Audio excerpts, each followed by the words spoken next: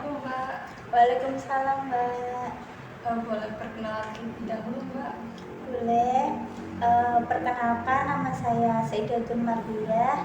Mbaknya bisa manggil saya Aida. Saya dari Prodi Pendidikan Biologi semester 2. Baik Aida, perkenalkan nama saya Iza Tunisa. Aida bisa panggil saya Mbak Iza ya? Iya. Mbak Aida, kabarnya bagaimana hari ini?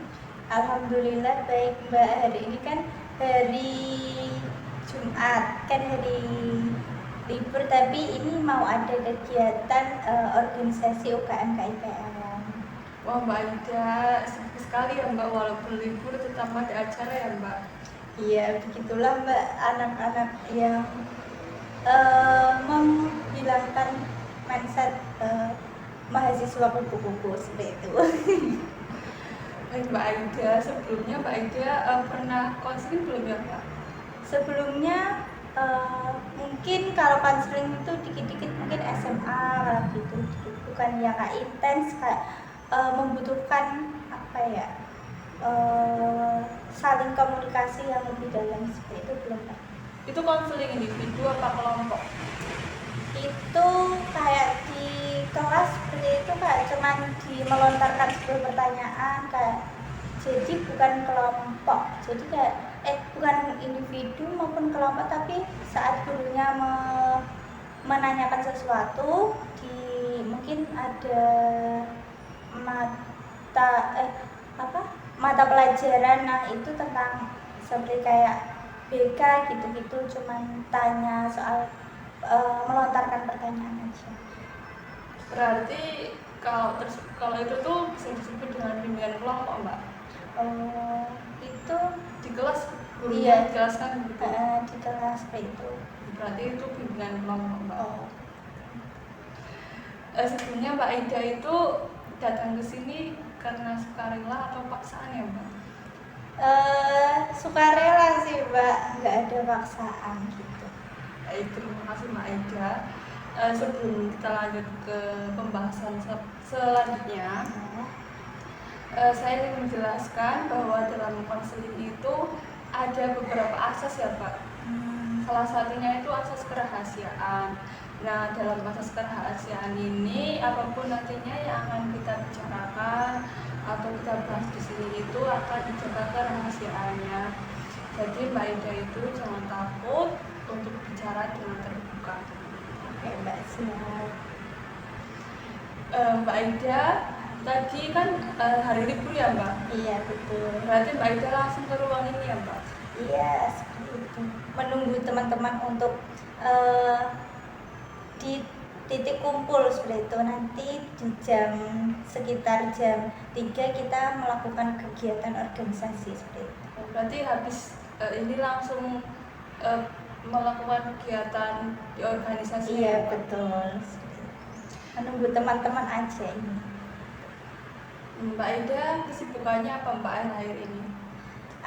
Akhir ini pastinya sebagai mahasiswa mengerjakan tugas. Kebetulan saya di Prodi Pendidikan Biologi mengerjakan laprak. Setelah itu saya ikut di 2 organisasi UKM KIPM dan satunya HIMA, Himpunan Mahasiswa Prodi Pendidikan Biologi. Mbak Aida bisa dijelaskan nggak Mbak kalau di biologi itu belajar tentang apa? Biologi pastinya ada yang identik dengan biologi, pasti ada pembedahan hewan. Nanti kita melakukan pembedahan, nanti diidentifikasi, setelah itu melakukan membuat PPT yang nantinya akan dipresentasikan setelah melakukan pembedahan tersebut gitu Mbak. Terus ada juga yang tumbuhan itu kita baru kemarin prodi saya di mata kuliah SPT, nah itu disuruh membawa bunga di masing-masing kelompok, minimal itu 4 bunga. Nah nanti disuruh identifikasi apakah bunga ini itu termasuk bunga yang lengkap atau bunga majemuk seperti itu. Nanti juga setelah melakukan identifikasi bunga itu, nanti dibuat laporan praktikum dan juga membuat PPT untuk dipresentasikan apa hasil yang didapat saat mengidentifikasi tumbuhan tersebut atau bunga tersebut. Baik Mbak Ida, berarti untuk pendidikan biologi sendiri itu sangat menarik ya Mbak? Iya, sangat menarik seperti itu. Jadi ada hal-hal yang baru yang mungkin yang saya itu sebelumnya di SMA belum dapetin, seperti pembedahan hewan yang mungkin hewannya itu tidak hanya satu jenis, ada berupa aves, terus ada untuk kata. Kemarin baru melakukan pembedahan kadal juga, ikan juga, jadi seru menemukan hal-hal baru di biologi. Baik Mbak Ida, sebelum melanjutkan pembahasan selanjutnya, di sini sesi konseling kali ini itu akan dilaksanakan kurang lebih 45 menit. Apakah Mbak Ida bisa menyetujuinya? Bisa menyetujui Mbak. Baik Mbak Ida. Untuk organisasi, tadi kan Mbak Ida ikut 2 organisasi ya? Iya. Itu bisa dijelaskan Mbak apa aja dan kegiatannya itu tentang apa? Kalau di yang pertama, organisasi HIMA itu himpunan mahasiswa prodi biologi. Nah di organisasi HIMA ini ada yang namanya di KESOS atau kesejahteraan sosial, karena saya sebagai staf bidang KESOS tersebut. Nah di bidang KESOS itu kami melakukan hal-hal yang sifatnya sosial, seperti galang dana kalau untuk adanya kegiatan seperti bencana alam seperti kayak banjir gitu. Nah kemarin kita melakukan galang dana di tempat untuk mengumpulkan dana untuk membantu si bencana banjir tersebut, seperti itu. Terus ada juga kegiatannya penanaman mangrove. Nah penanaman mangrove juga kemarin saja kita lakukan, itu jadi agenda di bidang saya, bidang KESOS. Nah itu kita melakukan penanaman mangrove tepatnya di pesisir Mangka. Nah itu ada juga namanya bagi takjil, seperti itu ada di Bima. Ini akan ada mengadakan lombanya namanya itu biofair. Nah itu organisasi ini mengadakan lomba antar tingkat universitas juga, terus ada tingkat yang SMA juga dan SMP juga, seperti itu. Kalau di UKM sama, ada namanya akan ada juga lomba yang tingkatnya nasional, yaitu namanya Krishna atau karya tulis seperti ilmiah, karya tulis ilmiah yang diikuti oleh mahasiswa seluruh Indonesia, tingkatnya nasional gitu. Terus di UKM KIPM saya sebagai sekretaris bidang divisi P3M, seperti itu. Mbak Aida, kalau dari organisasi sendiri itu sibuk KM apa sibuk gimana? Kalau saya saat ini melihatnya lebih sibuk di UKM KIPM Mbak. Di HIMA lebih agak santai gitu. Bisa dijelaskan Mbak, mengapa Mbak Aida itu mengatakan kalau di UKM lebih sibuk? Karena prokernya itu lebih banyak di UKM KIPM Mbak. Di HIMA agak lebih santai, tidak sebanyak di UKM KIPM. Di UKM KIPM banyak sekali proker dan juga agenda di setiap divisi maupun departemennya gitu. Untuk di UKM KIPM itu rata-rata luarannya itu membuat apa ya Mbak? Kalau di UKM KIPM itu identik seperti menulis esai, karya tulis ilmiah, seperti keilmiahan atau penulisan, seperti juga di namanya apa ya, kesekretariatan seperti itu. Penulisan harus menulis dengan baik dan benar seperti itu. Kan Mbak Ida kan kuliah terus ikut organisasi juga ya Mbak. Untuk membagi waktunya itu Mbak Ida bagaimana? Kalau membagi waktunya kadang emang saya sedikit kayak kelelahan seperti itu, karena dua organisasi, di mana organisasi ini pasti kegiatannya itu di waktu di luar jam kuliah, seperti mungkin di hari Sabtu atau Minggu. Nah, kalau teman-temanku itu kan yang mungkin tidak mengikuti organisasi, itu merasa dia lebih kayak Santai. iya, lebih santai, terus dia hanya fokus kepada tugas-tugas kuliahnya aja gitu. Tapi kalau di saya kan ada dua tanggung jawab organisasi, di HIMA dan juga di UKM KIPM. Paling kalau saya memanajemen waktu itu lebih ke deadline-nya yang paling singkat akan saya kerjakan terlebih dahulu seperti itu. Berarti Mbak Aida itu memprioritaskan tugas itu dari deadline yang paling dekat ya Mbak? Iya, betul. Tapi Mbak Aida pernah nggak sih ada di suatu posisi atau peristiwa itu Mbak Aida itu benar-benar itu susah untuk menyeimbangkan waktu organisasi dan tugas kuliah? Iya, terkadang itu merasa susah karena tugas yang banyak juga, laporan praktikum, terus pembuatan PPT kayak kelompok, karena kelompok itu kadang kan Mbak Iza juga mungkin merasakan setiap kelompok kan ada yang ibaratnya ada yang kerja, ada yang enggak, seperti numpang nama doang gitu, membuat rasanya kayak capek gitu. Terus mungkin merasa juga berat itu kayak kurang waktu untuk apa ya, keluarga, kayak seperti orang tua, iya quality time gitu. Jadi kurang, kadang itu sampai mungkin 1 bulan nggak pulang ke kampung gitu. Jadi kayak merasa apa ya, ada yang kurang karena saya itu anak satu-satunya, anak tunggal. Kalau mungkin sebisa mungkin saya luangkan waktu untuk pulang, walaupun hanya sehari aja, itu saya usahakan untuk pulang seperti itu.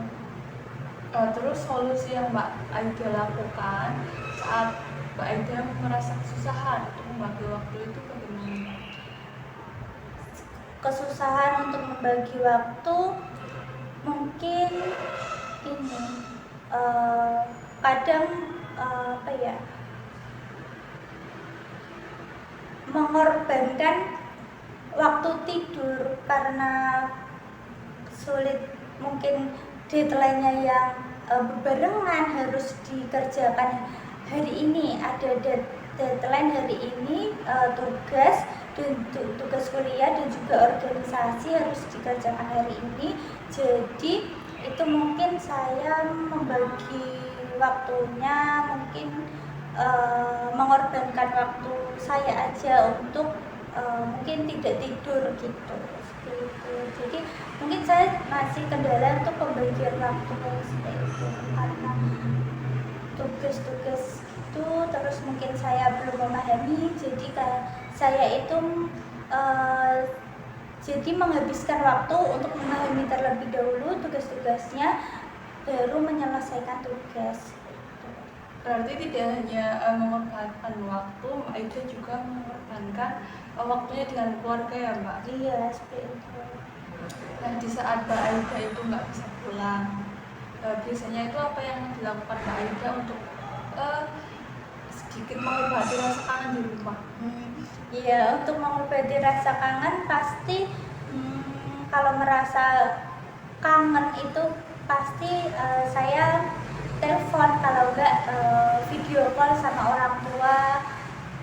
Ya seperti itulah Mbak, gimana ya, karena tidak bisa pulang jadi harus mengabari juga kepada orang tua setiap hari melakukan kegiatan apa aja. Terus kalau belum sampai ada kegiatan rapat sampai ulang malam itu harus mengabari orang rumah itu. Ngomong-ngomong ambil jurusan biologi, Iya. itu emang keinginan dari Mbak Aida sendiri atau bagaimana? Kalau memilih biologi itu keinginan saya sendiri, Mbak, karena di SMP, SMA itu saya suka dengan bidang IPA atau berbau IPA, biologi, dan saya kurang suka dalam hal berhitung. Jadi saya memilih prodi pendidikan biologi ini dengan keinginan saya sendiri seperti itu. Berarti dari awal memang milih biologi atau ada prodi lainnya sebelumnya Mbak Aida pilih?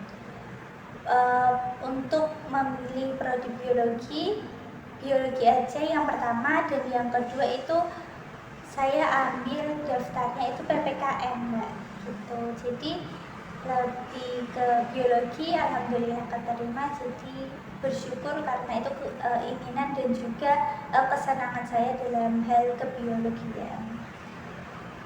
Mbak Aida kan masih semester 2 ya Mbak? Mesti itu ada perbedaan di mana saat Mbak Aida SMA dan juga saat ini kuliah.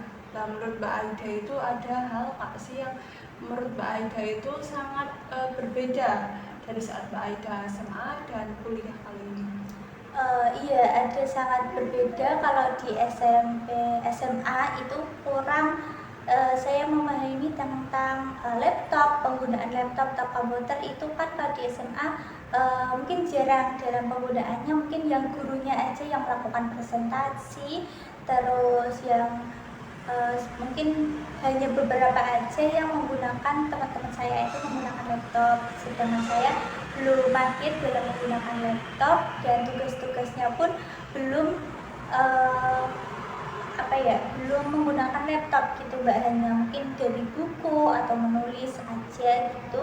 Kalau di SMA kita di kuliah kita kan lebih ke mandiri untuk mengoperasikan laptop untuk kita nantinya menjadi seorang guru. Kita juga butuh kepahaman tentang penggunaan laptop, terus digital untuk program-program yang mungkin sekiranya nanti bisa kita gunakan saat pembelajaran di kelas. Berarti bisa dikatakan bahwa pemahaman mengenai bagaimana penggunaan teknologi Mbak Aida itu meningkat saat Mbak Aida kuliah ya Mbak? Iya, betul. Kalau dari sisi pertemanan itu bagaimana Mbak? Kalau dari sisi pertemanan itu, kalau di SMA SMP saya lebih ke pendiam, jadi teman saya itu hanya beberapa yang dekat aja, itu beberapa. Kalau di kuliah itu lebih ke saya memiliki banyak pertemanan yang lebih luas karena saya mengikuti tadi 2 organisasi di HIMA dan juga di UKM KIPM. Jadi teman saya tidak hanya kelas prodi biologi aja, tetapi dari berbagai prodi seperti ada BK, ada PGSD juga, ekonomi, teknik. Itu saya dapatkan dari mengikuti organisasi ini, 2 organisasi. Karena di SMA saya tidak mengikuti organisasi apapun seperti itu. Yang dirasakan Mbak Aida itu seperti apa Mbak ketika SMA? Kan Mbak Aida cuma sedikit ya, terus pas kuliah itu jauh lebih banyak. Itu bagaimana yang dirasakan Mbak Aida? Yang saya rasakan pastinya dari segi pendapatan informasi. Kalau di SMA kan saya tadi bilang teman saya sedikit, jadi mungkin terkait informasi yang lebih luas atau informasi yang sedang ada gitu, saya kurang mendapatkan informasi. Kalau di kuliah ini dengan pertemanan yang banyak, terus jadi informasi yang saya dapatkan itu tidak hanya berupa di kelas saja prodi biologi, tetapi informasi-informasi mengenai eh, apa aja yang ada gitu Kak. Mungkin ini baru saya juga dapatkan peroleh kayak saya mengikuti informasi mendapatkan informasi mengenai lomba. Nah itu saya dapatkan di organisasi, saya dapatkan dari teman yang di luar prodi biologi. Jadi saya memperoleh manfaat dari mendapatkan informasi mengenai lomba, dan saya mengikuti lomba itu dari teman saya yang di luar prodi biologi. Berarti relasi Mbak Aida itu bertambah saat kuliah ya Mbak? Iya betul. Kalau dari segi materi itu yang Mbak Aida rasakan perbedaannya itu seperti apa Mbak? Saat SMA sama kuliah? Kalau di SMA materi itu kan kita tidak dipungut biaya untuk mengeluarkan tidak ada uang gedung lah gitu Mbak. Terus kalau di SMA kan di kuliah ini ada namanya uang semesteran gitu.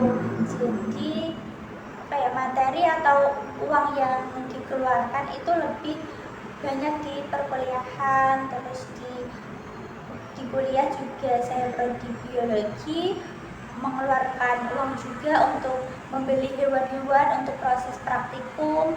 Jadi lebih ke materinya lebih besar mengeluarkan di perkuliahan. Kalau materi yang dimaksud itu mata pelajaran dan mata kuliah itu seperti apa? apa? Materi mata pelajaran dan kuliah. Kalau di SMA itu kan lebih umum aja materinya. Kalau di kuliah itu kan saya di prodi biologi, jadi diutamain mengenai kebiologian. Kalau mengenai kependidikan untuk nantinya kita menjadi guru. Nah, kalau di biologi itu materi yang saya dapat tadi yang saya berikan kayak pembedahan menggunakan alat mikroskop, karena sebelumnya di SMA itu minim sekali praktikumnya yang saya peroleh itu, jadi saya mendapatkan pengetahuan yang lebih atau materi yang lebih banyak di perkuliahan ini. Kalau dari gaya belajarnya Mbak Aida sendiri itu ada perbedaan atau ada peningkatan itu atau tidak? Kalau dari gaya belajar ada peningkatan di perkuliahan Kak, karena di SMA mungkin tugas-tugasnya itu hanya sedikit, jadi mungkin belajarnya juga sedikit, maksudnya enggak kalau ada tugas baru kita belajar, kadang kan ada sifat malesnya seperti itu. Kalau di perkuliahan tugasnya itu lebih kayak intensif, kayak mungkin agak banyak lah kayak gitu. Jadi proses belajarnya juga meningkat karena adanya tugas-tugas itu. Kita harus memahami dan jadi harus sering belajar untuk mengerjakan tugas itu seperti itu.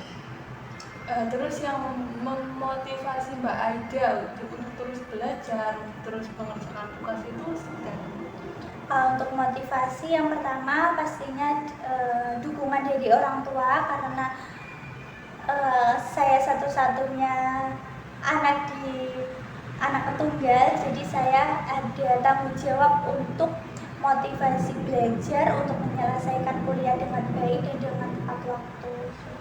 Kalau dari lingkungan itu seperti apa Mbak? Apa dari pertemanan atau dari organisasi atau seperti apa? Ya, kalau pertemanan juga iya sangat mendukung kayak belajar yang motivasi, seperti itu, memberikan motivasi. Seperti kalau saya sedang malas itu ada teman, saya mempunyai teman yang mendukung untuk ayo mengerjakan tugas, karena kalau nggak dikerjakan pasti ada tugas-tugas lain yang akan menumpuk, ada tugas organisasi juga, jadinya ada motivasi meningkat untuk belajar dari teman atau lingkungan di lingkup atau di kehidupan saya. Baik Mbak Aida, kita lanjut saja ya Mbak ke pembahasan intinya ya Mbak. Untuk itu tuh sekarang apa yang sedang dirasakan Mbak Aida? Sekarang lebih ke merasa capek karena saya kurang membagi waktu dengan baik. Jadi perihal kesehatan nggak tidur yang kurang cukup. Jadi ya itulah yang saya rasakan karena banyaknya tugas, deadline yang mungkin ada yang berbarengan seperti itu. Mbak Aida itu sejak kapan Mbak itu merasa capek untuk mengenai tugas, mengenai organisasi itu sejak kapan Mbak? Sejak kapannya itu saya rasakan sejak masuk perkuliahan, yaitu karena tugas-tugasnya kalau di SMA kan lah di SMA kan itu lebih sedikit kayak lebih sedikit lah gitu Mbak ditimbang di perkuliahan yang tugasnya lebih kompleks dan juga lebih hal kemandirian pribadi untuk memperoleh hasil yang baik dan juga ada tuntutan untuk berhasil, maksudnya lulus dengan tepat waktu seperti itu. Untuk penyebabnya itu bagaimana Mbak Aida? Dan penyebabnya itu jadinya saya itu tadi banyak tugas, terus saya bisa manajemen waktu dengan baik, jadinya saya terhadap kesehatan saya itu kadang merasa terganggu karena tidur yang kurang cukup, terus kadang makan yang saya tunda-tunda, jadi mungkin sehari itu saya cuma makan sehari perihal karena banyak tugas. Baik Mbak Aida, saat Mbak Aida itu kesusahan untuk membagi waktu tugas itu tuh apa yang Mbak Aida rasakan? Yang saya rasakan pastinya ada kadang kan mengerjakan tugas karena deadline-nya yang mungkin ada yang berbarengan, jadinya yang saya rasakan itu kekhawatiran untuk memperoleh nilai karena yang saya kerjakan ini udah maksimal atau belum, terus saya akan mendapatkan perolehan hasil berapa bagus atau enggaknya. Yang Mbak Aida rasakan saat Mbak Aida itu menunda tugas itu seperti apa? Ya itu kalau menunda tugas itu saya merasa kayak seharusnya saya tidak menunda tugas gitu. Saya jadinya menyesal akibat saya menunda tugas yang menjadikan saya itu lebih kesusahan karena menunda tugas tersebut. Mbak Aida kan tadi mengatakan menyesal ya Mbak? Iya. Nah sejak kapan itu Mbak perasaan menyesal itu muncul? Ya saat saya menunda pekerjaan, terus saya merasakan bahwa menunda pekerjaan itu membuat bukan cepat menyelesaikan tugas, tetapi memperburuk atau menumpuknya tugas-tugas yang akan saya kerjakan. Untuk menunda tugasnya itu seberapa sering ya Mbak Aida? Terkadang lumayan sering sih Mbak, karena saya kadang udah merasa capek duluan, terus terhadap tugasnya yang mungkin saya itu agak kesusahan, jadi saya pikir nanti dulu aja, tugasnya kayak sulit banget gitu, nunggu nanti aja deh gitu. Jadi saya merasa menyesal karena menunda tugas. Saat menunda tugas bagaimana kondisinya Mbak Aida? Saat menunda tugas pastinya perolehan yang saya peroleh itu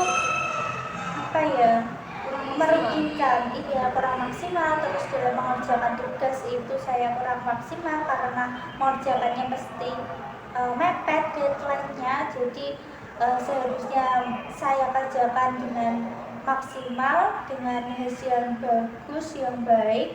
Akibat saya menunda pekerjaan itu yang bayangan saya itu akan memperoleh hasil yang bagus, tapi karena saya menunda itu terus mengerjakan tugasnya itu di deadline, jadi perolehan terhadap nilai atau yang saya kerjakan itu kurang maksimal. Tadi kan Mbak Aida kan mengatakan bahwa kalau Mbak Aida menunda tugas itu menyesal, hasilnya kurang maksimal gitu ya. Lantas mengapa Mbak Aida tetap melakukan itu Mbak? karena menunda pekerjaan itu saya lakukan ada dorongan apa ya, bukan dorongan tapi ada perasaan malas seperti itu, karena ada apa ya, mungkin hal lain dulu deh, kayak mungkin rebahan dulu habis kuliah, terus ada organisasi, jadi nanti dulu deh ngerjainnya kalau udah nggak capek gitu. Jadi ya seperti itu. Lantas, apa yang Mbak Aida rasakan saat pelaku menunda tugas itu muncul, Pak? Itu yang saya rasakan pasti menyesal masih ada, karena seharusnya waktu untuk mengerjakan tugas itu harusnya saya udah selesaikan di waktu di hari itu gitu, tapi saya alihkan dalam apa ya, untuk menunda waktunya untuk rebahan, untuk mungkin istirahat, melakukan hal lain kayak menonton, terus mungkin hal lain lah gitu. Jadi seharusnya waktu jam rebahan yang saya gunakan itu saya gunakan untuk mengerjakan tugas, tapi saya belum menyelesaikan tugas itu gitu. Jadi ada perasaan menyesal. Selain rebahan dan menonton film, apakah ada pengaruh dari teman saat Mbak Aida itu menunda tugas? Kalau pengaruh dari teman mungkin nggak ada sih Mbak, tapi mungkin ada, ya sih ada, kayak temen itu ngajak ayo main gitu, tugasnya kerjain nanti gitu. Jadi saya mikir, ya deh kayaknya main dulu sekali-sekali gitu, karena tugas sudah mungkin banyak, jadi mungkin agak pusing nih, jadi kayak ikut teman untuk jalan-jalan atau bermain. Untuk saat ini itu perilaku apa yang menurut Mbak Aida itu ingin diubah? Ya pastinya tadi manajemen waktu harus diberbagi lagi, terus menunda-nunda apa ya, mengerjakan tugas itu harus saya perbaiki. Seharusnya saya tidak menunda tugas, saya lebih mengefisiensikan waktu untuk sebaik-baiknya. Berarti untuk saat ini itu Mbak Aida ingin bagaimana Mbak Aida menyeimbangkan antara waktu organisasi dan juga selebaran, karena Mbak Aida itu tidak menunda tugas dan agar Mbak Aida itu bisa memanfaatkan waktu dengan baik. Mbak Aida itu adalah langkah yang sangat baik. Langkah awal yang ingin Mbak Aida itu merupakan langkah yang nantinya dapat membuat Mbak Aida itu dapat menjadi pribadi yang baik lagi ya Mbak. Nah, untuk saat ini itu kami akan menggunakan kontrak perilaku ya Mbak, di mana di dalam kontrak perilaku itu nantinya Mbak Aida bisa menuliskan rencana-rencana yang akan Mbak Aida lakukan di waktu dekat ini ya Mbak, mulai dari aktivitas atau hal-hal yang ingin Mbak Aida ubah untuk saat ini. Untuk saat ini saya akan memberikan sebuah kertas dan poin. Mbak Aida bisa menuliskan hal-hal apa saja yang akan Mbak Aida lakukan untuk waktu dekat ini ya Mbak. Iya, baik.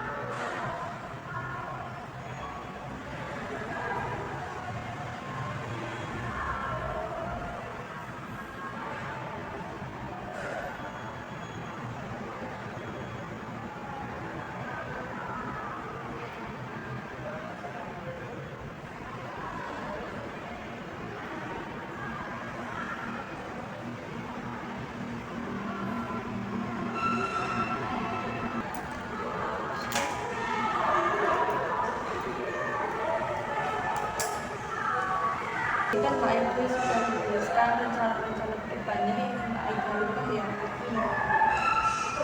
Saya memberikan sedikit saran ya Mbak, untuk perilaku yang ingin Mbak Aida ubah itu dilihat dari perilaku yang saat ini itu paling mengganggu ya Mbak. Sedih buat tulisan gitu Mbak, yang menurut Mbak Aida itu mana dulu perilaku yang ingin diubah. Karena kalau perilaku yang diubah itu semuanya berubah secara bersama-sama itu nantinya itu hasilnya itu bakal kurang maksimal gitu ya. Kalau perilaku yang dirubah itu semuanya itu bakal kurang maksimal ya. Jadi menurut saya itu perilakunya itu dibagi beberapa dulu Mbak yang ingin mau dan begitu sudah menuliskan ya Mbak. Kalau Mbak Ibu sudah melakukan hal-hal tersebut itu, apa yang akan Mbak Aida lakukan agar perilaku menunda tugas itu tidak muncul kembali Mbak? Pasti yang saya lakukan untuk memaksimalkan diri saya untuk lebih mengefisiensikan waktu dengan baik itu. Jadi kayak penanaman di mindset saya kalau menunda tugas itu masih pasti memberikan dampak yang buruk, bukan dampak yang positif, jadi akan saya ubah. Nah, kalau hal-hal yang sudah Mbak Aida tuliskan tersebut berhasil atau gagal, itu apa yang akan Mbak Aida lakukan? Kalau berhasil, pastinya akan saya konsisten untuk dalam mengubah tadi kepribadian saya yang menunda waktu, terus tidak mengefisiensikan waktu dengan baik. Jadi kalau berhasil akan saya terapkan terus konsisten. Kalau masih gagal, pastinya akan saya usaha untuk coba lagi, karena kalau gagal pasti akan berdampak buruk bagi diri saya untuk tidak berubah menjadi lebih baik. Kalau berhasil itu akan saya ingin memberikan hadiah pada diri saya, kayak reward gitu, semisal membeli jajanan yang enak, mungkin agak sedikit mahal karena saya sudah berhasil dalam hal ini gitu. Tapi kalau saya gagal, saya akan memberikan punishment atau mungkin hukuman bagi diri saya sendiri, seperti saya mengurangi bermain dengan teman, terus mengurangi seperti menonton yang tadinya saya lakukan, terus mungkin juga rebahan atau tidur-tiduran atau malas-malasan seperti itu. Jadi mungkin saya akan memberikan sanksi pada diri saya sendiri agar saya menjadi lebih baik. Baik Mbak Aida. Mbak Aida dapat disimpulkan ya Mbak, bahwa dalam sesi konseling kali ini itu Mbak Aida ingin mengubah perilaku Mbak Aida yang sering menunda tugas ya Mbak. Karena Mbak Aida mengatakan bahwa Mbak Aida saat menunda tugas itu hasilnya kurang maksimal ya Mbak.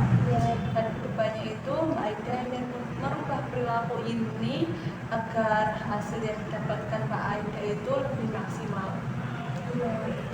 Dari sesi konseling kali ini itu apa yang Mbak Aida pahami atau dapatkan?